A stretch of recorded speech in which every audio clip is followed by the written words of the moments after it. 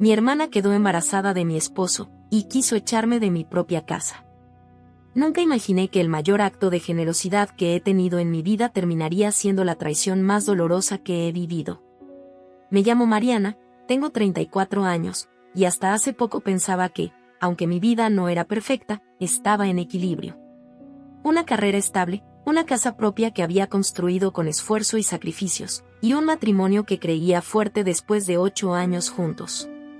Lo que nunca vi venir fue que mi hermana menor, Lorena, de 28 años, destruiría todo eso desde dentro. Lorena estaba pasando por una mala racha. Había perdido su trabajo porque la empresa donde trabajaba cerró de forma inesperada. Pocos días después, cayó gravemente enferma. Se contagió del virus del Nilo Occidental, y aunque se recuperó, su estado físico y emocional quedó hecho trizas. Mis padres no viven cerca y ella no tenía muchos amigos. Así que, como hermana, como familia, la invité a quedarse en casa conmigo y con mi esposo, Víctor. Fue una decisión de corazón. No lo pensé demasiado. Solo supe que ella necesitaba ayuda y que yo podía brindársela. Le ofrecí una habitación en nuestra casa, atención médica cuando la necesitara, comida caliente, un espacio seguro para recuperarse. Y claro, eso también significaba que estaría bajo el mismo techo que nosotros. Lo que no imaginaba era que esa cercanía terminaría siendo un cuchillo en la espalda. Durante semanas, todo pareció tranquilo. Ella se fue reponiendo poco a poco, y yo sentía algo de alivio al verla mejorando. Pensé que pronto volvería a encaminar su vida y encontraría un nuevo empleo. Le di tiempo, espacio, paciencia, incluso le dejé usar mi coche para algunas entrevistas. Jamás imaginé que, mientras yo salía a trabajar, ella se estaba acostando con mi esposo. El golpe llegó una tarde cualquiera. Lorena nos pidió a mí y a Víctor que nos sentáramos en la sala. Me dijo que tenía algo importante que contarnos. Yo, ingenua, pensé que por fin iba a mudarse. Que nos anunciaría que había encontrado un trabajo o un lugar donde vivir. En lugar de eso, soltó que estaba embarazada y que el padre era Víctor. Me quedé en blanco. Al mirar a Víctor, su expresión me lo confirmó todo. No sabía lo que iba a decir Lorena. La sorpresa en su cara fue tan evidente como la mía. Supongo que ella había decidido dar la noticia por los dos, sin consultarlo con él. Todo lo que siguió después fue una humillación tras otra. Ella lo dijo con una calma espantosa, como si estuviera hablando de una decisión madura, como si el hecho de haber traicionado a su propia hermana fuera algo que podíamos sentarnos a discutir civilizadamente. Y no solo eso. Luego me pidió que, por favor, me fuera de la casa. Sí. Me pidió que dejara mi propia casa, la misma que yo había comprado, la misma donde ella se había alojado por necesidad. ¿Su argumento? Que ahora ella y Víctor iban a formar una familia, y que no era bueno para el embarazo estar en un entorno tan tenso. Y aún así, no perdí la compostura. Le dije que no. Que esta casa era mía. Que si alguien tenía que irse, serían ellos dos. Que podían formar su preciosa familia donde quisieran, pero no aquí. Y que, por supuesto, iba a iniciar el proceso de divorcio inmediatamente. Ella se rió nerviosa. Me dijo que estaba siendo dramática. Que no podía echarlos, que debía pensar en el bebé. Pero entonces fue Víctor quien puso los pies en la tierra, aunque para él también fue un despertar brutal. Con un tono cansado, Víctor le explicó a Lorena que todo lo que ella creía que le pertenecía a él en realidad era mío. Que la casa era mía, el coche era mío, el negocio era mío. Que él llevaba años dedicándose a escribir desde casa, sin ingresos, mientras yo sostenía económicamente nuestro hogar. Fue como ver romperse un espejo. Lorena, que seguramente había fantaseado con una nueva vida al lado de un hombre exitoso, se dio cuenta en ese instante de que había construido su traición sobre un castillo de aire. Empezó a gritarle. Lo llamó farsante, estafador, mentiroso. Él apenas respondió. Solo se levantó y fue al dormitorio a empacar. Yo los observaba, con el corazón hecho trizas pero sin permitir que lo notaran. Me sentía vacía por dentro, como si alguien me hubiera arrancado algo sin anestesia. Lorena, en cambio, se derrumbó. Cayó de rodillas, llorando. Me rogó que la dejara quedarse. Que no tenía a dónde ir. Que cómo podía ser tan cruel con una mujer embarazada. Y fue ahí cuando exploté. ¿Te acordaste de que somos hermanas cuando te acostaste con mi esposo? La tomé del brazo, la obligué a levantarse y la empujé hacia la puerta. No con violencia, pero con firmeza. Cerré la puerta en su cara mientras seguía llorando, y fui directo a su habitación a empacar sus cosas. No lo hice con cuidado. Tiré la ropa en las maletas sin doblarla, metí sus zapatos sin mirar, y arrastré sus cosas hasta el porche. ¿Vos te vas, o llamo a la policía? Víctor salió minutos después, en silencio.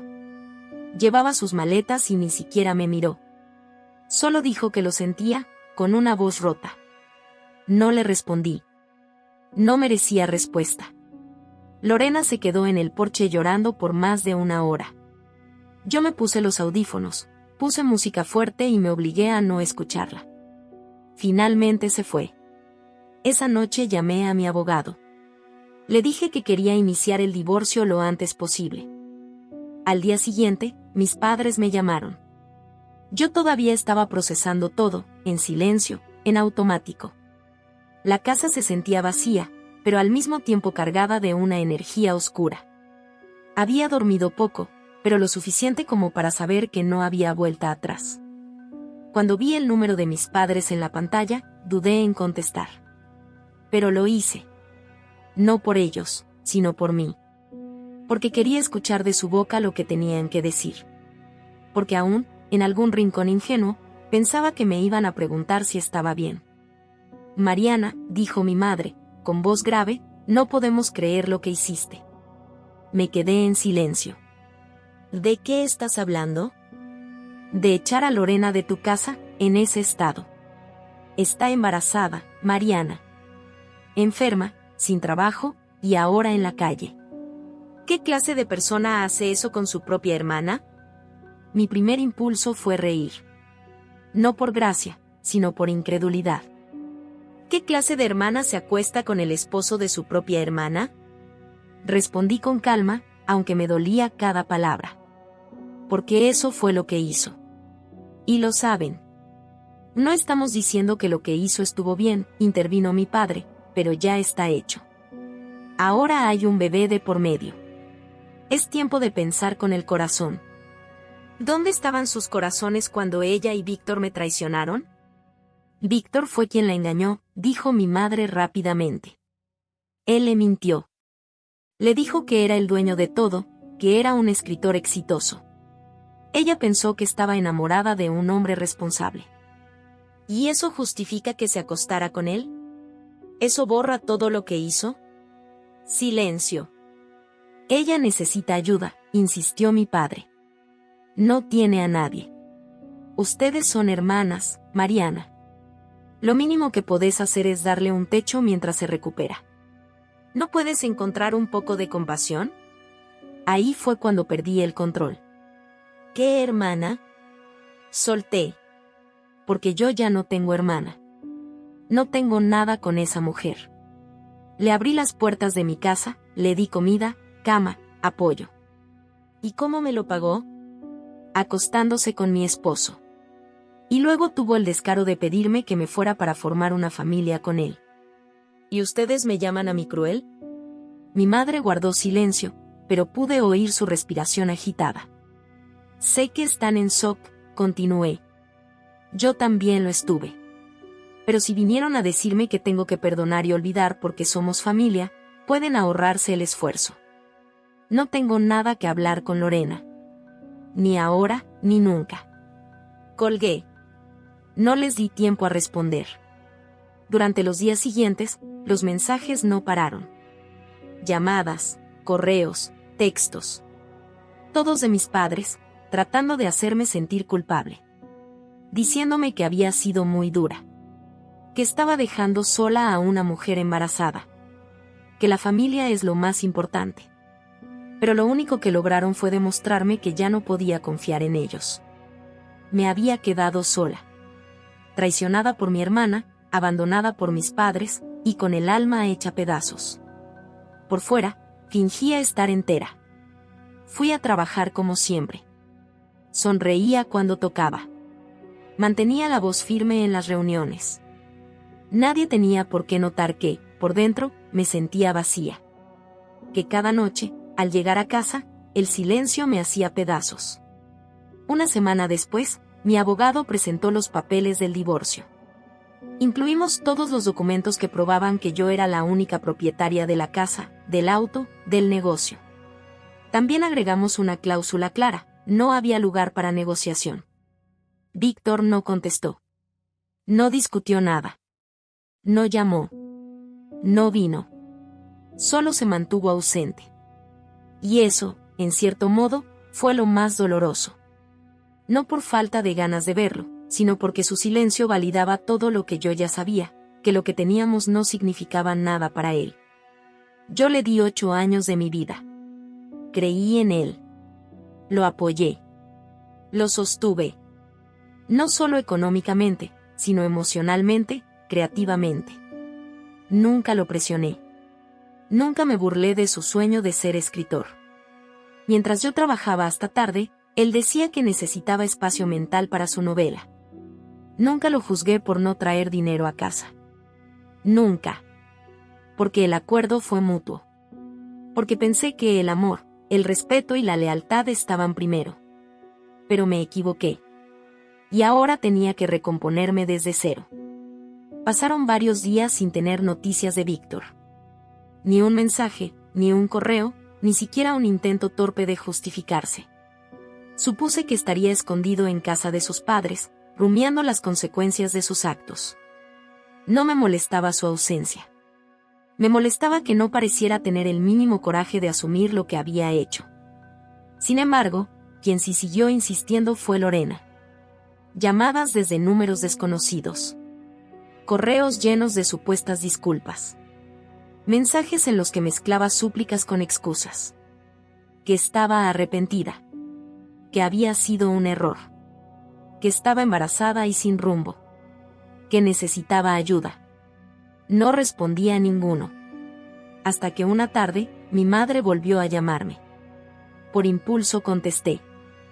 «Tenés que saberlo», me dijo. Lorena perdió el bebé. No dije nada. Me quedé en silencio, esperando que siguiera. Y nos culpa a nosotros. A vos, principalmente. A mí.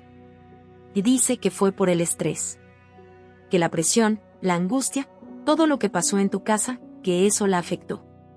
Me mordí los labios para no gritarle. Respiré hondo. ¿Y ustedes creen eso? No, bueno, no del todo, titubeó. Pero está devastada. No tiene dónde vivir. Rubén y yo le hemos estado ayudando económicamente, pero no la aceptaron en su casa, la interrumpí. Porque si tanto les importa, ¿por qué no la llevaron con ustedes? Silencio. ¿Sabes qué, mamá? A mí me da igual si está embarazada o no. Si lo perdió o nunca estuvo embarazada, como sospecho. Ella tomó decisiones. Yo la ayudé cuando más lo necesitó. Le abrí mi hogar. Y me traicionó. Así que no vuelvan a llamarme por ella. Ya no es mi problema. Colgué. Esa noche, por primera vez, dormí sin sueños.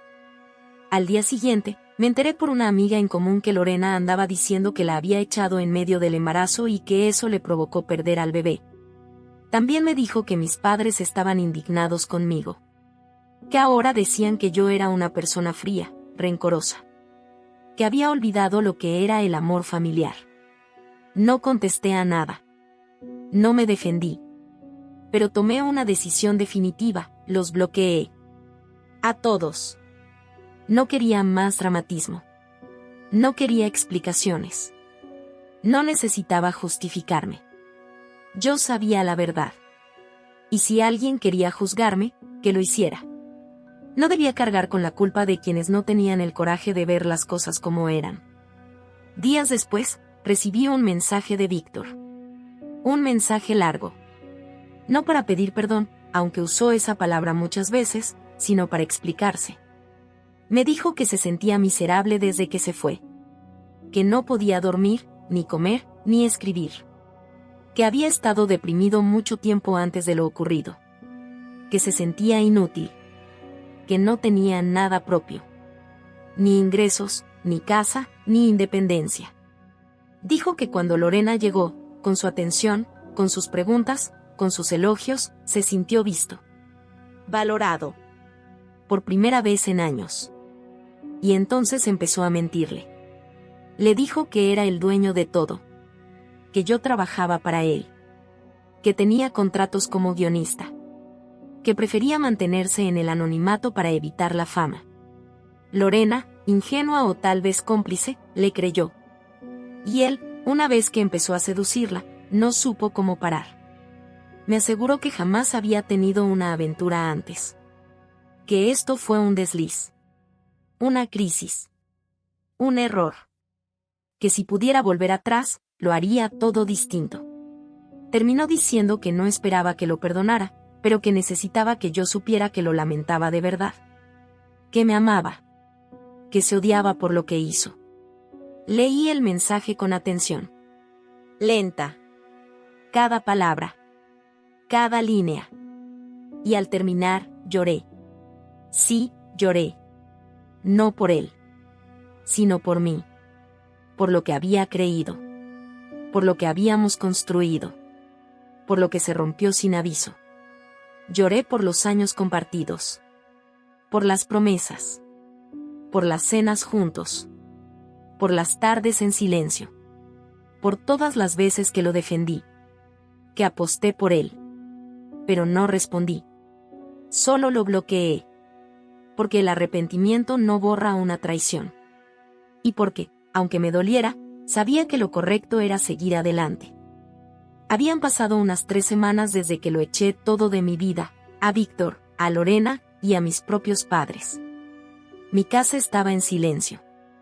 Por dentro, seguía doliendo. Pero al menos ya no tenía que justificarme ante nadie. La paz empezaba a tomar forma, aunque fuese una paz fría y solitaria. Una mañana de domingo, cuando por fin empezaba a acostumbrarme al sonido del silencio en mi casa, tocaron el timbre. Miré por la mirilla.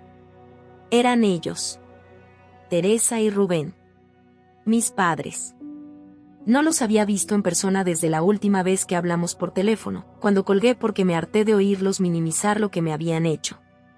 Sabía que si estaban ahí, no era por mí. Era por ella. Por Lorena. Abrí la puerta solo lo suficiente para que me oyeran. Si vinieron a hablar de ella, no quiero escucharlos. Ya dije todo lo que tenía que decir. Mariana, dijo mi padre, no seas así. Venimos a verte. Esto es familia. ¿Familia? Reí. ¿Así se trata a la familia? ¿Con presión? ¿Con chantaje emocional? ¿Con traición? No, interrumpió mi madre, visiblemente molesta. Lo que hizo tu hermana estuvo mal. No estamos excusándola. Pero vos la echaste a la calle como si fuera una extraña. Y ahora la estás dejando sola. No tenés corazón. Eso fue todo lo que necesité para abrir la puerta por completo. ¿Yo no tengo corazón? ¿Después de todo lo que hice por ella? ¿Después de todo lo que permití? La recibí cuando nadie más quiso hacerlo. Le di techo, comida, atención. ¿Y cómo me lo pagó? Acostándose con mi esposo. Y después tuvo el descaro de exigirme que me fuera de mi casa. ¿Y ahora vienen ustedes a decirme que soy la mala? No es eso, intentó suavizar mi padre. Y sí lo es. Todo lo que han hecho es defenderla. Y cuando no pudieron justificar lo que hizo, pasaron a justificar sus consecuencias. Que está enferma. Que está embarazada. Que está sola. Eso no borra lo que hizo. Ustedes pueden pensar lo que quieran, pero en mi casa no se repite ese capítulo. No ahora. No nunca. Mi madre estaba llorando. Pero esta vez no me conmovió. Sabía que esas lágrimas no eran por mí. Eran por lo que ellos habían proyectado como familia, y que ahora estaba hecho pedazos. mamá, papá, les dije, mirándolos fijo. Ustedes me perdieron. Y eso no fue por lo que hizo Lorena. Fue por lo que no hicieron ustedes. Porque cuando alguien comete una traición, lo mínimo que espera de su familia es que estén de su lado. Ustedes eligieron el lado de ella. Y ahora quieren arreglarlo como si nada. Queremos que esto no nos rompa más, dijo mi padre, bajando la mirada. Ya nos rompió. Yo no soy la misma de antes. No confío en ustedes. No confío en ella. No tengo hermana. Y si siguen insistiendo en venir a forzar una reconciliación, tampoco voy a tener padres. Cerré la puerta sin más. Esa noche, dormí con una mezcla de culpa y paz. Sabía que había sido dura. Pero también sabía que por primera vez, había hablado con la claridad que me habían exigido toda la vida. No más diplomacia. No más aguantar. No más dar explicaciones. En los días que siguieron, supe por conocidos que Lorena seguía hablando mal de mí. Que seguía diciendo que la había dejado sola en la peor etapa de su vida. Que la eché cuando más me necesitaba. Y sin embargo, ni una sola vez dijo lo que hizo antes de que yo tomara esa decisión. También supe que mis padres seguían enviándole dinero. Pero no la aceptaban en su casa. Al parecer, su generosidad también tenía límites. Eso sí, conmigo no hablaron más. Cumplieron su palabra de no volver a dirigirme la palabra. Y yo, aunque no voy a mentir diciendo que fue fácil, lo agradecí.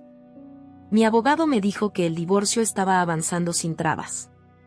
Víctor no estaba disputando nada. Había aceptado los términos y pronto todo sería oficial.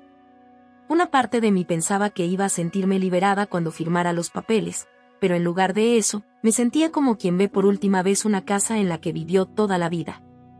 Sabes que ya no es tu hogar, pero sigue cargando una parte de ti. Por dentro, todavía estaba desgastada. Pero al menos había orden. Y silencio. Y un poco de claridad. Y eso, por ahora, era suficiente. El tiempo siguió su curso.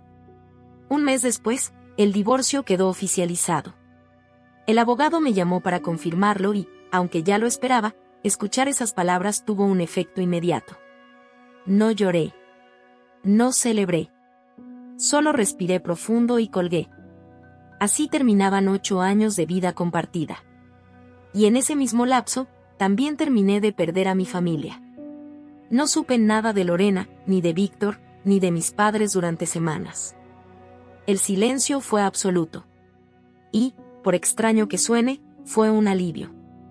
Por primera vez, sentía que tenía el control total de mi vida. Pero no fue un control alegre, ni liberador como muchos lo pintan. Fue duro. Frío. Me vi obligada a aprender a estar sola en todos los sentidos. Mis amigos cercanos ya sabían lo que había pasado, la mayoría se puso de mi lado, aunque también hubo algunos que prefirieron no involucrarse. A esos también los dejé ir. Una tarde, mientras revisaba correos de trabajo, me escribió una amiga de la universidad que aún hablaba con gente en común. Me dijo que Lorena había perdido el embarazo. Dice que fue por el estrés, me escribió. No respondí. Lo leí varias veces. No sentí alivio, ni lástima. Sentí un hueco. Después me llegaron más detalles por otras personas neutrales, como ellas mismas se hacían llamar. Todos repetían lo mismo, que la pérdida del embarazo era mi culpa, que la había echado en un momento vulnerable, que no la cuidé como hermana. Lo curioso era que ninguna de esas personas había abierto su casa para recibirla. Ninguna le ofreció una habitación, un sofá, un plato caliente. Pero para culpar, eran generosos. Para juzgarme a mí, le sobraban ganas. Me mantuve firme. Yo no la obligué a acostarse con mi esposo. Yo no inventé una mentira para sacarme de mi propia casa. Yo no me vestí de víctima después de clavar un cuchillo por la espalda. Yo puse límites. Y los que no saben hacerlo, suelen odiar a quienes sí lo hacen. Semanas después, para mi sorpresa, recibí un mensaje de Víctor. Decía que quería hablar conmigo, que había algo que necesitaba decirme, no para volver, sino porque era justo que supiera la verdad. Dudé en responder. Pero lo hice. Y lo escuché. Me dijo que Lorena nunca había estado embarazada. Que, después de todo lo que pasó, él había empezado a sospechar. Que le pidió acompañarla al médico varias veces y ella siempre tenía una excusa. Que evitaba mostrarle documentos. Que cuando finalmente le dijo que había perdido al bebé, no presentó ninguna prueba. Y que ahora sabía con certeza que nunca hubo tal embarazo. Ella había fingido todo desde el principio. Para sacarme de la casa. Para quedarse con él. Para robar mi vida. Ese fue el momento en que, por fin, todo encajó. La furia de mis padres, las súplicas de Lorena, la presión emocional. Todo basado en una mentira. Cuando colgué, no sentí rabia. Sentí alivio. Porque ya no había ninguna duda. Porque ya no tenía que preguntarme si había sido demasiado dura, si había juzgado mal, si me había equivocado al cortar lazos. No me equivoqué.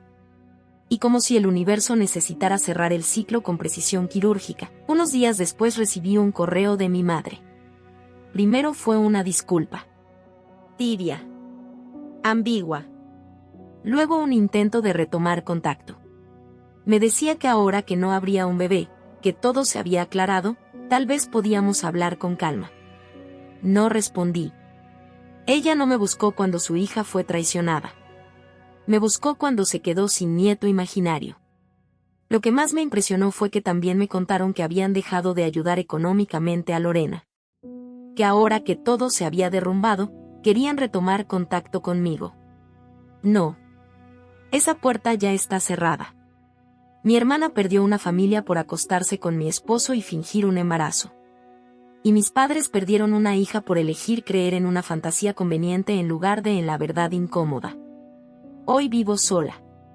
Trabajo como siempre. No soy la misma de antes, pero estoy en paz. No feliz, pero sí en calma. Que para mí, después de todo, es suficiente. He dejado de intentar que otros entiendan mis decisiones.